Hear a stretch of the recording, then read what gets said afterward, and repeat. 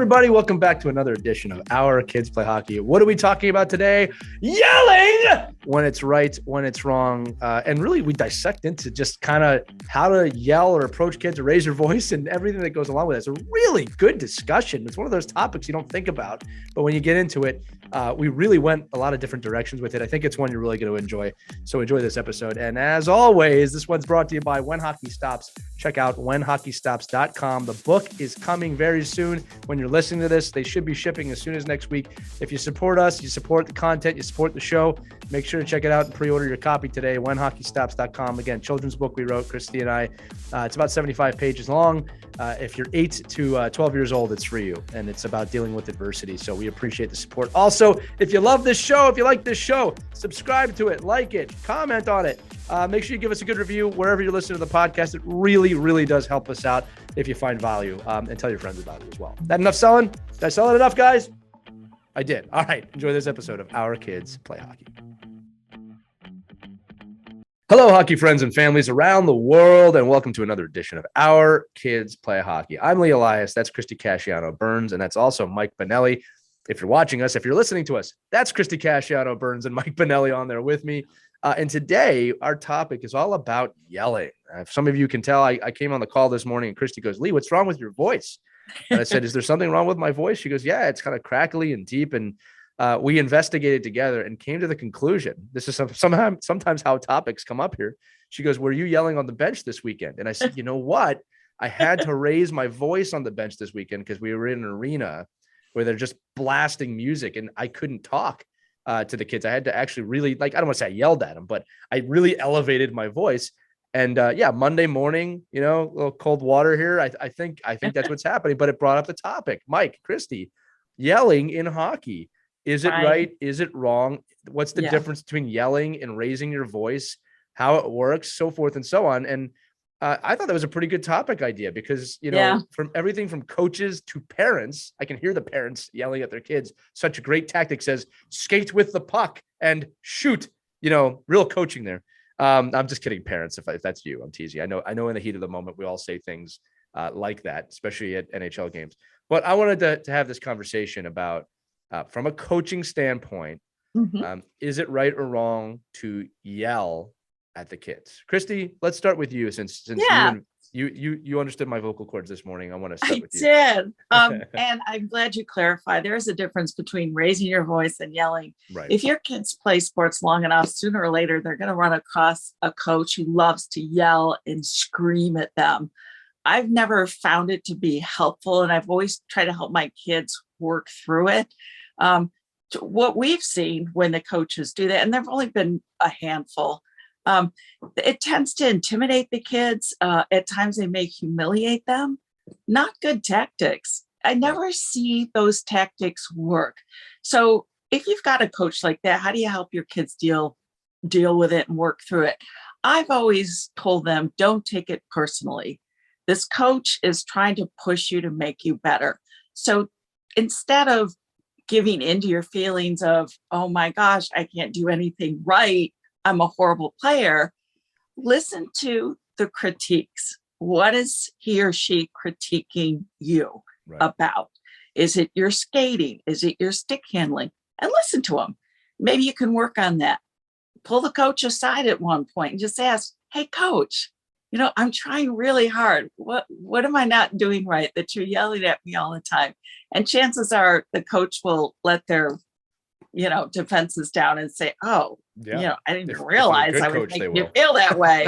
A good coach is going to have that heart to heart with the kid and say, hey, it was nothing personal. It's just my style. And it's really good for kids to get used to that now, because down the road, they may come across a boss one day in their life who's also a yeller and a screamer. So if they get used to knowing how to deal with it, don't internalize it, but take it as not personally, but maybe I can improve and work through it. And coaches, if you're listening, just take a moment and think about what you're doing and how you're impacting the kids. Are your tactics really effective? Maybe not. Maybe you ought to, tone it down a few. What do you think, Mike? I'm a yeller, definitely. But I'm a yeller just by nature. just especially when you're on the rink. I do a lot of ice hockey. I do a lot of lacrosse. I do a lot of, sports where children are spread out Right. across the ice and the field. So I tend to project my voice often. And then I would say I'm a situational screamer, and meaning I like that. I'm going to make that a t-shirt for you, Mike. Meaning the situational screamer.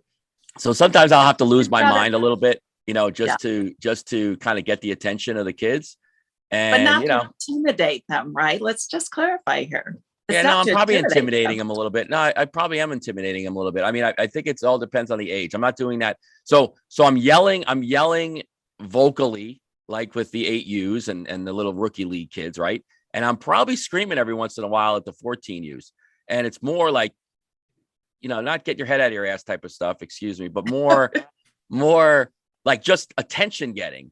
And then again, but I don't think it's, sometimes it's definitely, not positive, that's for sure. But sometimes, most of the time for me, I would say 98% of the time, I'm not really that even, I really don't even care. I mean, it's just effect. It's just trying to get the kids to a place. Now, I try hey, come on in here. Let's think about how we're doing this here. And let's think about this drill. And let's think about the way we're moving the puck here. And Mike, you sound so sarcastic the way you're saying that right now. I mean, not every kid responds. Well, I am. And that's a horrible flaw in my coaching personality. No doubt about it. It's the sarcasm is not good. Right. So it's like, but I try to use it as more like to lighten the mood and in the, on the ice there with the kids. Like, I don't know if you guys ever seen this. There's a YouTube guy that goes out and he's a pitching coach or, youth baseball coach. And he goes out, he said, he'll give the kid the pitcher he's taking the ball from, he'll give him the old, well, it's a good thing you just don't play baseball. Or if your parents really told you you're a great athlete, they were wrong. But the kids get it, right? It's like, it's just, and it is, it's horrible. Candlesticks, Mike, candlestick.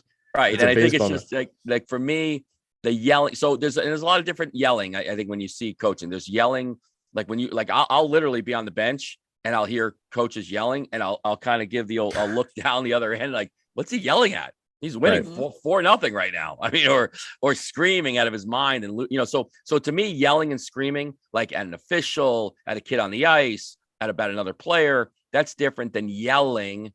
Like, even if you're going to yell directions, and I get it, we shouldn't be joysticking the kids out there, making them go where we want them to go. I get all that. But a lot of times we're out there, it's you want to help, you think you're helping and you want to help move the puck. And I will say on the parent side, the kids do not hear you. They do not hear you. It's Charlie Brown teacher mode, and it's just distracting. And it really undermines the coach is yelling. So let the coach yell.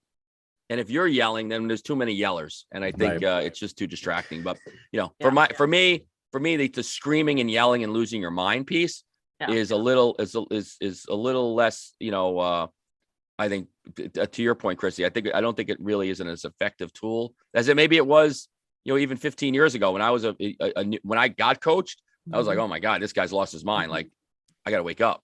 And, the F-bombs would be going and the, you'd feel intimidated.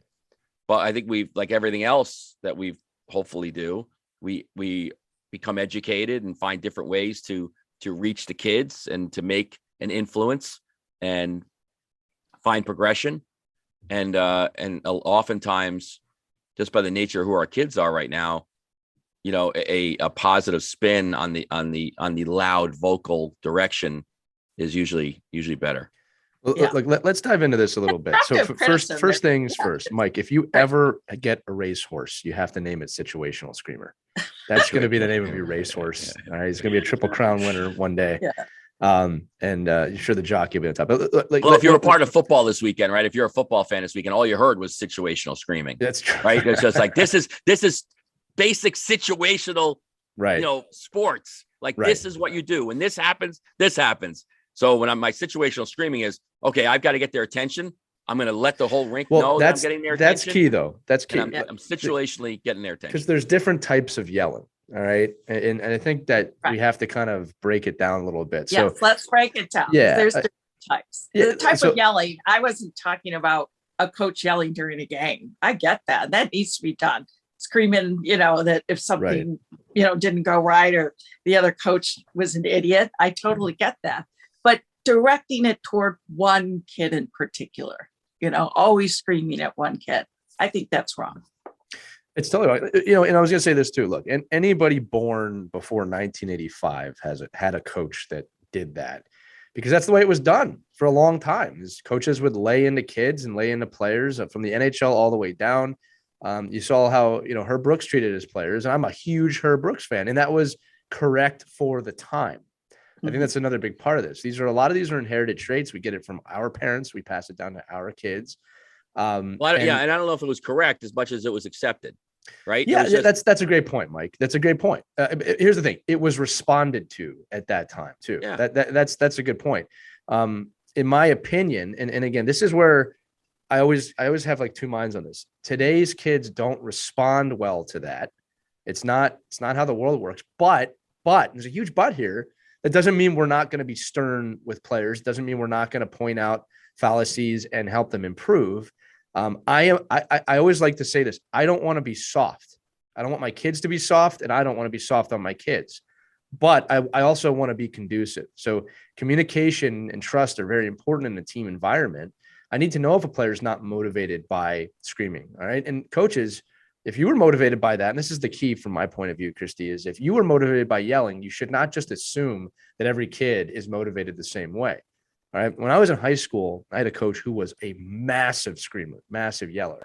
And the thing I gave him credit for this because he was super intimidating, like prior to getting to the varsity team. Like everyone was scared of this guy. But I remember when we got there, and this was key. He said in the locker room, he's like, look, I scream a lot. I yell a lot, but I care about you guys. He goes, I'll always talk with you after the game. That's just how I coach. And whether he was right or wrong for doing that on the bench, to me, was irrelevant at that point. He was being very clear with us that, like, I'm not going to, punish you if I'm screaming at you. That's just how I communicate. It was outdated. He's not the coach there anymore. All right. But effective communication is the key with any type of communication, whether it's yelling or not. So, Mike, you made a good point. It is so hard at any level. Doesn't matter if it's 8U all the way up to the NHL. It is so hard to not project things, right? It's hard. You're thinking them. But what I find is this, and this is the mistake a lot of youth coaches make in my opinion. All right. And by youth, again, I mean high school down. You're shouting everything that comes into your mind, everything. And the problem is that it's people, especially kids, they can't take 50 instructions a game, put them in their brain, and then apply them. All right. And again, an 18-year-old can do a few more than an 8-year-old, but you got to really pick and choose. Like I said, on our 8U team right now, Mike, it's like, what are the 2 or 3? I kind of ask this question every game. What are the 2 or 3 things we want to focus on this game? It's completely developmental level, like completely developmental. The score really doesn't matter. There's no playoffs here, and it's an 8U thing. Okay. So it's skating the whole game. It's looking for a pass and it's understanding defensive positioning. That's it today.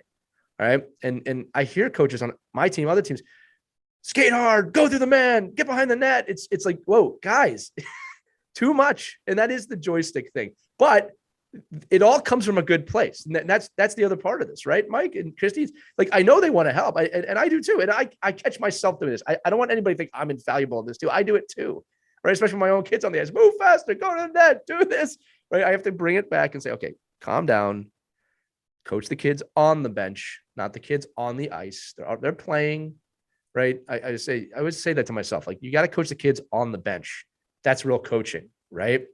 But again, if you're screaming with the intent to intimidate, the intent to scare a kid, I don't think that's the right way to do it. Yeah, humiliating is a great word. Yeah, humiliate them. I don't think that that's correct. I think there's a better way to handle it. Yeah, and I do not understand the ego involved with anybody 18 down to motivate them to humiliate them. I don't understand it. That's not a problem with the kid, in my opinion. Agree.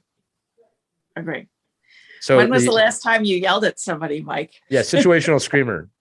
Situational. But you can't ask Mike that. He coaches every day. Analyze you. Yeah. Yesterday. Yeah. How many hours ago were you on the ice, Mike? I do yell. And it's, I think I hope that my kids, I think they do, because I communicate to them often that when I'm yelling, when I'm directing, when I'm situationally screaming at them, that I'm giving, that it's more like, listen, you gotta help me here. You gotta wake up. Like we are now doing this. It's not, I try to stay away from, we've done this 7 times. You guys still aren't getting it right. Like, that's my problem then. I just didn't. Right. That's a great point, Mike. That's a good point. That's on the coach. I mean, that's what you're teaching, not to fail. You're teaching for success, right? So you got to find a better way to teach. But when you're teaching 15 players and 16 players and 17 players, my frustration probably as an individual gets to the point where when you're coaching and you're committing all this time and you do put out all the information out there and you do review drills and certain players still either don't respond to that or in a different world at that time of the day, or just not really interested in being out there.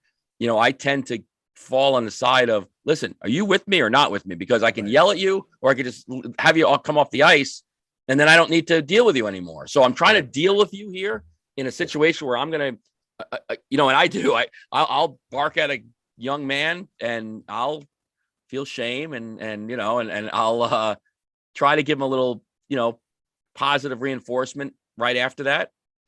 And a lot of ways you just got to know your kids. You got to know your players. Some kids like me, and to Lee's point, like I responded to barking. Like I responded to somebody saying, you literally are garbage today. Like you cannot play hockey today. I'm like, well, I'll tell you, I can play hockey today. I'm going to go run through somebody right now. Like I'm going to kill somebody and I'd play. Like, but again, that was you 15, 16, 17 years old. And that coach probably found something that said, oh, this guy's got a little chip on his shoulder and I'm going to bring that chip out. And so, and to Lee's point, like I hate that term and I use it all the time, is about being soft on my kids. Cause I want my kids to be soft. Like I want my kids to be embracing, and being emotionally, stable and being like in our mind of being soft. And I think parents and kids, and this is, with the term situational yelling. So it came to be because I almost have to fake it sometimes, because I think the kids think you care when you lose your mind. Why would they do that though? Say, oh, look at Mike. He's really getting them. He's really getting them going. And I'm like, is that what I have to do? Break down the psychology. Break down the psychology behind that. Why would that happen? It's because what do we do as parents? This has nothing to do with hockey. What do we do with parents when our kids are bad? Not some parents, and they're better than me. And I mean this. I get heated with my kids, and I'll raise my voice a lot at home, and I'm trying to work on it. It's not something I'm super proud of. Again, I don't berate my kid. I don't call them idiots or anything like that. All right, but I do raise my voice at home a lot. So I'm teaching my kid that there's that attitude has a reaction. All right. Now I don't want to do that though. Okay. Other thing too, with being soft, just and they test you too to see yes, how much they can get away with. It's a two-way street for sure. Like they know how far they can go before mom blows her stack. Yeah, they know. Like, you're not really mad. You're not really mad. But that's my point, guys. That's where this comes from. So there's a preconceived notion with coaching, and I want to clarify when I say soft, what I mean by that is an inability to deal with adversity. To me, that is soft. Okay. So I don't want to put my kids in any situation, coaching or my actual kids, where I'm not helping them be better at dealing with adversity. So what I'm saying is, if a kid gets upset because I sternly told them something, okay, as long as I did it the right way, if they're crying, I might console them, but it's like, hey, you got to get up. You got to get up. We're not going to sit here and cry too much. We're going to accept what's happening and move forward. All right. Now, 99% of the time, I'm not the reason they're crying. Okay. It's something happened. Right. But it's like, and same thing like injuries at 8U, or you don't have to use 8U with kids. When they fall down, if they're not seriously injured, I was taught, and this is how I do it, is get up and move forward. You're not say hurt. That. Are you hurt? Right. No. Yeah. If you're not hurt, no. Get up. Yeah. If something's broken or there's blood, or lay there. like that, totally different situation. But if you twisted yourself a little bit, And again, I'm not rude to the kids, guys, but I said, okay, let me see it. Can you move it? Is it all right? All right. Hit my hand. Okay, good. Let's go. Boom. That's it. I don't spend more time on it than that. All right. Again, I'm going to reiterate this. If a kid is seriously injured or I believe them to be injured, that is not how that conversation goes. I fell down skiing the other day and I laid down for like 5-6 minutes. I couldn't get up, and I probably could have got up. I wasn't really hurt. I was more embarrassed, but you're right. It's like, okay, assess the situation. Are you laying there like, somebody just ran over you with a truck and nothing really happened? Right. Get up. Let's go. Brush it off. Yeah. But again, and it is, but again, that's education, right? It's like, oh boy, this kid really got hurt. I better let him experience the fact that they think they're hurt. Their pain is not my pain. I'll give you a great hockey example. This will make you guys laugh. I was doing team building with my team a couple of weeks ago. My daughter was there. My daughter's 5. And she had a complete meltdown next to me while I was talking to the 8-year-olds, and all the parents are there. And I just completely ignored her. But it was a silly reason she was breaking down, just to be fair. Okay. Like it was nothing, right? I just ignored her. I kept talking, and a few minutes went by and she kind of lost interest and moved away. But that's how I deal with it. I'm not going to acknowledge the silliness of that situation. Right now, if something was wrong with her, that it would have been a different, but that's a good analogy. And another story I want to tell you guys. So, and this just happened last weekend, and it's why my voice is the way it is. So one of the reasons I raised my voice, again, and I want to say this, it was a difference between yelling and raising your voice. I was at this arena. We had a completely horrendous second period. And for any of the parents on my team listening to the show, I think I've told everybody what happened here, but had a horrendous second period. Okay. And I'm sitting on the bench. Keep in mind, I'm the assistant coach. So I asked the head coaches, I asked, may I speak between periods? And then just do it. All right. I think that's the right way to do it. And I really thought about what I was going to say. And I because of this show, I was like, you really need to think about how you're going to say this, what you're about to say, because you don't want to say it the wrong way. So I got everybody on the bench very quickly. I was very, very, you could tell with my face, I was very stern. Like I was not messing around. And I raised my voice because I had to talk over the music. And I looked all the kids in the eyes, and I know I had their attention because they weren't doing the typical 8U thing where they're looking everywhere but me. And I said, and Mike, this goes to your point of sometimes you have to raise your voice. Right. And I said, we are playing scared. We are scared to make mistakes right now. You cannot play this game afraid to make mistakes. So I reiterated, I don't care about the score. It doesn't matter. I'm not going to be mad at you for making mistakes, but I will be mad at you for being afraid to make a mistake. All right. You have to try. And then I preach teamwork again, because that's what I do with the team. You're not playing as a team. You're playing as individuals. And guys, again, I said it very sternly and probably very loudly. And I'm not saying this is because of me. We have a great team. We have a great coaching staff. They had the best third period in a while. They completely came back and won the third period. That was a situation where a voice needed to be raised, and I needed to snap them out of the thinking that they had. To me, that is the correct time to do it. But again, chose the time. I didn't do this in the middle of the second period when we were getting crushed. I wanted to, but Mike, to your point, would they have heard me? Would they even have listened to me? Would it have processed? No. I needed to, like I said, with the kids, I needed to let them go through this process. Keep in mind that the score doesn't matter. The period ended. That was the right time to do it. And it had a positive effect. I'm going to reiterate again. I'm not saying I'm the only one who did this. It's not because of me. We had a good third period. All right. These kids are well parented. They're well coached. The scenario was right for them to receive that information in the way I was doing it. And they applied it at 8 years old, because I'm always told that 8-year-olds can't deal with that stuff. That's BS. All right. So coaches, and I want your guys on this. If you're going to raise your voice, think, what am I about to say? If you're doing that impulsively a lot, by the way, you really need to think about it. You really need to think about if you're impulsively screaming all the time. That's not good. Think about, what are you going to say? What is the goal of your message? That's the other part of it, right? When you're impulsively screaming, there's no goal other than saying, okay, I know what I'm talking about. That's it. Or I want to win. I know what I'm talking about. Listen to me. That's not great at any level. You got to let the kids figure that out. What is the goal of what I'm saying? How am I going to say it? How will they respond to it? All right. And here's another part of it, guys. Do I need to talk to some kids individually that might not respond to that? All right. Mike, you said this before. And this has happened to me this year and at every level I've coached. If I talk to a kid or a pro, and maybe I reassess it immediately after, it's like, you know what, that didn't go the way I wanted it to go, or I was a little too hard in that conversation, make a mental note. And I always do this. I go to the kid after the game or when the time is right and say, listen, I might have been a little egregious there, and I apologize. I know you don't like the way I talk like that. This is what I was trying to say. This is what I want you to do. I appreciate you're here, and I want you to know that. That's not soft. That's actually strong, right? I made a mistake. I shouldn't have done that. Let's work together, all right? I care about you, and I want you to know that. I'm talking a lot again, but I have a lot of feelings on this stuff, right? Because if there's not that trust connection of I'm raising my voice or I care about you, any player will understand if you scream at them, if they know you care, you just got a little heated, they'll understand that. But if you're trying to develop fear in your kids, which make no mistake, it's probably not anybody listening to this show, but I've seen it. I've seen it today, right? Coaches trying to scare their kids into submission. What are you doing? What the hell are you doing? You're not helping these kids for life. You're teaching them to be afraid to make a mistake. The whole game is about capitalizing on other people's mistakes. The whole game. So don't do that. Encourage them to learn from their mistakes. Create accountable teams. Now I'm yelling at you, audience.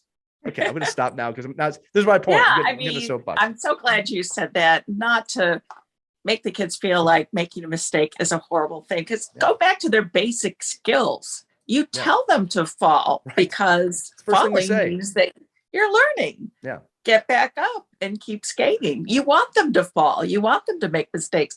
And throughout their hockey career, it's okay to get creative, to try something, go out, think outside the box, and it's sometimes by letting them have that freedom of not being afraid to make a mistake, all of a sudden you're developing some really creative, great hockey players. Great point. And if your kid is dealing with a coach, and this is, we had one year, we had a coach who he just couldn't control his temper, and it went beyond losing your temper in the heat of the moment during a game. He was just a constant yeller, and you could see the kids shutting down and not really responding. So what I said to my son was, he is a good coach. He knows his stuff. He's not really good at communicating that. He's a yeller. But what you can do is change your attitude. Change your attitude. You can be more positive. You can be a better team player. You can be a faster skater.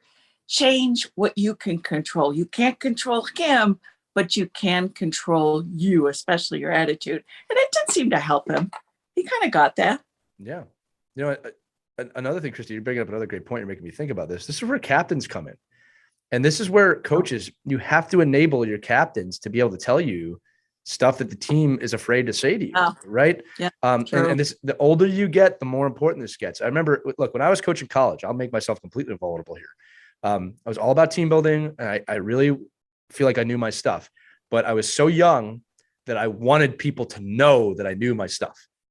There was an ego there, a big one, right? I was 23. I was a head coach of a college team. I wanted people to know I know this game, right? And that's a typical mistake that young 20-year-olds make. All right. And I remember the captain of the team, I really enabled my captains. I used to tell them, I understood the concept, but I wasn't always great at applying them. But I told them, I need you to tell me, I need you to be the pulse on the team. And I remember he came up to me one time, and this hurt, but I'm glad he did it. He said, you only ever tell us when we're doing stuff wrong. And the team said that it's bothering us. You never tell us when we're doing stuff good. And I remember thinking, because I was yelling at them on the bench, like, you're doing this wrong. You're doing this wrong. And I remember thinking, that's not true. I tell you guys all the good things you do. You know what was happening, guys? I was saying it in my head and I wasn't saying it out loud. I was noticing it, but I was not saying it. And I give that captain a ton of credit. The guts to come up to me, and we're almost the same age. Like I'm 23, 24 years old. He's probably 21, 22, to say, Lee, you only tell us when we're doing bad. The guys think you don't notice any of the good stuff. I have so much respect for that entire situation that he had the guts to do that. I'm very thankful I enabled him to do that earlier in the season, and it changed how I coach. Right. And again, even at the pro level, I was an assistant coach. I had a captain come to me. I had head coaches talking for 45 minutes before the game on the chalkboard. We can't follow that, and I had to go to the head coach and tell him, but that's how it's supposed to work. Right. Was the head coach happy? No. Did he listen? Yes. All right. I got a whole thing about how when he was growing up, this is how it was done. That's not good coaching. You got to find what works for your team in the here and the now. But coaches, enable your captain. Hopefully you have a captain that will be able to do this. And again, make sure that the captain's being rational, that the team did say that. And, I'd rather a captain come up to a coach and say, listen, We don't like the way you're doing this. And if the coach doesn't want to change that, that's okay. But at least have a talk with your team of this is why I'm doing this. All right. And I am the coach and I do make this decision. All right. Coaches lose locker rooms all the time, guys. They lose locker rooms all the time because they're not effectively communicating and the trust is not there. But back to yelling. No, my point is this. You got to be in a position where, and Mike, I'd like your thoughts on this. One is your ego is not coming through. I always analyze with myself and coaches that I coach. Are you saying X, Y, and Z to tell people that you know? And you, by the way, you see this all the time when kids come on the bench to help you coach all the time, right? The kid in the helmet, go here, go there, do this, do that. All right. And I pull that kid aside because they want to be there. I said, listen, you're just telling the kids what you would do and what you know. That's not coaching. As Mike said, that's joysticking. That was a great comment, by the way, right? I said, I tell the kid, I don't care how old they are, tell the kids on the bench, if you know what to do, what you would do, but coach them. Don't just scream on the ice what you would do. That's, I'm not blaming a kid for this, but if that's an ego coming through of, I know a lot about the game, right? That's not coaching. That's being a fan. Yeah. Coaching is, okay, I know about the situation and asking this question. How can I convey the information that I know to make this kid better at hockey? That's coaching. And part of coaching is, okay, these kids need me to be better. I need to be better. That's coaching. By the way, every USA Hockey development course says this somewhere deep within all of the stuff that they do. But let's turn to an actual USA Hockey coach, level 5 with a beard, Mike Benelli, the situational screamer. Mike, hey, situational screamer, level 5. We want to hear your thoughts. Yeah. Well, I just, like I said, I'm guilty of all this stuff. I mean, there's so when you coach long enough and you've been involved with enough different groups of type of kids, right? You just have to sometimes you get used to being with a group of kids and you feel like that screaming, that yelling, that projecting is maybe viewed differently because you're like, oh, he's just yelling down the bench, or he's trying to get our attention, but that's one of the that's the hardest part about it. It's one of the reasons I hate the youth hockey system. I hate the fact that you have kids for 5 or 6 months and then you have a new group of kids for 5 or 6 months and then a new group of kids, because by the time you really get to know a human being and a parent and they get to know you, it's over. And that's why, like, the high school and college and prep school, that's why these programs are so successful, because you can evolve within that time frame, or really you get to educate yourself and they get to educate themselves about you. And it just builds, it's a whole different way of looking at it. So I think a lot of the way, like for me, a lot of the screaming and the yelling is all based off of just saying, boys, let's go, let's wake up here. Like we got to, this is something you should know by now, or we've been working on this and I need you to, really be attuned to where I'm at. And listen, I don't know. I think it's very hard to sit there and be in a room and be calm about like something you want to project. And listen, teachers do it every day, right? Your math teacher doesn't lose their mind because you're not getting, they don't start screaming at you down the aisle, like Benelli down the corner. What the hell are you doing? Like, how do you not know how to hold a pencil by this point? Or you don't know how to turn your computer on? What are you, a moron? Like, how do you not know this by now? And that's what I feel. That's what you end up doing is when you're coaching lacrosse, baseball, soccer. It just, sometimes it's wrong. It's an evolutionary piece of coming into coaching where you think, i.e., this is maybe the way you were coached, that to get somebody's attention and to keep players from being soft and from motivating comes from your ability to project. And again, sometimes, like I said earlier, sometimes that's manufactured, and most times, like I don't remember the last time I've lost my mind like uncontrollably, like that I wasn't in control of the messaging.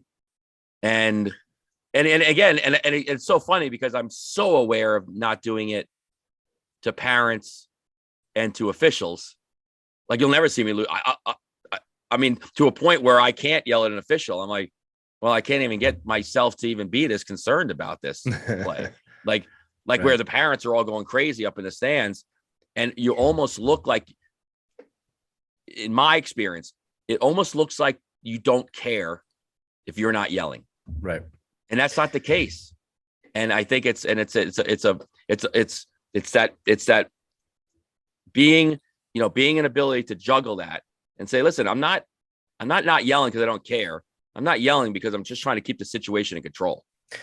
Yeah. Mike, I'll follow this up on that to kind of round this episode out, is that first things first, look, every coach listening to this, every parent listening to this, you got to do it your way, right? There's no right or wrong way to do it. I think we all communally agree that it is wrong to humiliate a kid. It is wrong to demean a kid. I think we all agree on that. And, this is the question I often ask myself. And Mike, she just made me think this is, it's a fair question. Are you yelling because you care? Right? Because that's actually correct, right? If the answer to that question is yes, all right, you're on the right path, right? You care, right? That's important. All right. And then you got to ask yourself right after that, okay, is yelling the most conducive way to get my message across? Every coach has to answer that for themselves, because every single team and every single kid is different. All right. And like I said, there are still kids out there that are motivated by aggressive behavior. All right. But it doesn't mean it's all of them. And like you said, to referees and parents, should be really zero tolerance. You should not be yelling at refs. I don't care how bad the call is. All right. They're volunteering their time in most cases, are getting paid very little. We know there's an epidemic with referees leaving. They should not take the brunt of that. Yeah, if they make a bad call, you can talk with them about it, but never yelling. And then, Mike, the last point I want to make, you talked about, well, yelling shows that I care. Personally, I'm not worried about anybody's thoughts on whether or not they deem that as, oh, that coach cares, he yells a lot. I have to coach the way that I coach. And I'm going to coach the way I feel is the best way for my kids, the people that I care about. And if a parent doesn't like that, they can always talk to me. But I always equate yelling in that manner, like to fandom. Is the guy that's yelling at his TV when the Bills lose because of a coin toss, and they didn't lose because of that, and then throws his chair through his TV and starts screaming at the TV. Is that the biggest Bills fan in the world because he does that? He cares because he's willing to break his TV and scream. That's not what makes him a big Bills fan. In fact, it's ridiculous to me. The biggest fan is the person who dedicates them their time. They read, they learn, they get involved. And you know what happens? You're not a fan after a while. You're in the game at that point. Biggest fan of the Bills is probably the players on the Bills. So anyway, any final thoughts? That's the old, like, I can't believe we lost last night. Who lost? Who? Yeah, we lost. We lost. We lost because of a coin lost. toss. No, I mean, it's part. You had nothing to do with it. Yeah, it weighed in. But I think you're yelling that, and just to clarify on my side too, I think it's like, I'm not screaming because I want the parents to think I care. Right. I'm thinking that's the perception sometimes when you look up and down the bench, and the kids are like, they are just conditioned to think you don't care. Like, oh, he doesn't even care. He's never yelling at us. He never gets off. Well, you got to talk with the team, though. This is where communication is everything, right? Yeah, you got to say, look, I'm not a yeller. I think it's just weird how kids equate. Like Mike, listen, I no doubt in my mind have kids that would love for me to line them up in the goal line and sprint the crap out of them for 15 minutes because they lost the game. Like, oh, we lost yesterday. You think coach is going to skate us tomorrow? Right. Like, no, why would I waste all my time skating you tomorrow? Right. But that's how you why coach. would I waste my time? Yeah, that's how you coach. And like I said, I don't disagree with you, but this is like, you all have to find your own way in this. Like I said, my first practice I ever ran, 60 minutes, no pucks, but I gave them a reason. I wanted them to understand this is what it's like to skate for 60 minutes. You have to have an understanding of that if you're going to play the game. And then the team asked me for that practice later on in the season. So look, every team is different. Every team is the same. But yeah, I'm going to close on that, Mike, is just that coaches, you have to figure this out. But, word of warning, check your ego, understand why you're doing it. Ask yourself, do I really care? Is that why I'm doing it? Hopefully the answer is yes. All right. And then look into your own life. Is this how I was motivated as a kid? All right. And if it's working, by the way, if it's working, you feel like it's working, all right, just analyze it. Make sure it's working for the right reasons, right? You don't want your players to be terrified of you. And that time has come and gone. I'm going to say this too, Mike, and Christy, there was a time that coaching was accepted and potentially effective. Bobby Knights of the world. I think Herb Brooks would actually fit into that with 1980. right? There was a time. All right. But I don't feel by and large that time is here anymore. And I think that mental fitness and mental strength is now more important than being afraid to make mistakes. I think you'll have a stronger team by doing what I just said than yelling at them. That's my opinion, though. Okay. Again, we always say this on the show. These are just opinions. Like we're experts in some things, but y'all got to do it their own way. Okay. Any closing thoughts before we end this episode? I'm going to go to Christy Casciano Burns first. Yeah. She looks like she wants to say something. I thought this was a great discussion. And it really, hopefully it gives coaches a lot to think about and parents too. Right. That's and the goal. Remember, we're not saying yelling is a horrible thing. It's part of our lives. We all do it, but yelling to motivate is different than yelling to humiliate. That's another great quote. We're gonna put that on a horse too. No, Christy, that's a great point. And Mike, I think you made some good points. Mike, I want to say this to you, Mike. I admire you because you're sorry, something's in my eye for those of you watching. No. Mike, I admire you, Mike, because you're always willing to make yourself vulnerable here and say, yeah, I do that and it's probably wrong. Like that takes a lot of guts to do it. I appreciate that you're willing to do that because I think other coaches need to see you do that. I mean, not you, Mike Benelli. I won't do it this. I will try not to do it this weekend, but I but it's just because it's just. But again, I try to be where I catch myself. I'm like, okay, this, like back in the day when you're throwing a clipboard across the locker room and knocking over a stick rack and slamming the door and peeling the paint off the walls because your team just gave up a goal in the second period. I don't know. I think it all depends on where you are and who you're with and what you're doing, and then really what what you think you're going to get out of your team. I do believe that sometimes a good lashing does work. Probably not with a 6-year-old, but and to me, and the only advice I can give to parents is if you really want to yell, get your lips right between that glass. Like you got to get it between the glass. Just open the door during the game. Yeah, just start screaming. Might as well go all out and do it because you yelling. And the quarter-inch glass is in the way. It's not effective. Mike, how about this? In there. Mike, how about this? If you're yelling a lot as a parent during a game, and I mean this, parents, I'm sorry. If you're yelling a lot, coach, go become a coach. Right. The other team. Coach from there. Yeah, I mean that sincerely. I sincerely mean that. If you are that passionate about it, volunteer to coach. We need you. Okay, and I'm just going to close on this note. And I've said this before. It's a quote I use a lot when I coach coaches. Good coaches know everything. Great coaches know they know nothing. You have to constantly be evolving. If you're a screamer and you listen to this today and you're going to analyze yourself, that's really great. That's awesome. As coaches, we constantly have to reevaluate ourselves. We constantly have to reevaluate our approach. That's coaching. There is no one right way that is true forever. It does not work that way. We are evolving all the time. Coaching has evolved tremendously over the last 15 years. So this episode was about yelling. I think it was a really great discussion. All right. And that's why we have this show, to create these discussions. And hopefully you can have these discussions with you and yours and your community. Thanks so much for listening. As always, make sure that if you're listening to this, you subscribe, write reviews, let people know about the show. It is growing tremendously, and we appreciate all the loyal listeners that we have. But that's going to do it for this edition of Our Kids Play Hockey. For Christy Casciano Burns and Mike Benelli, I'm Lee Elias. We'll see you next time. Take care, everybody.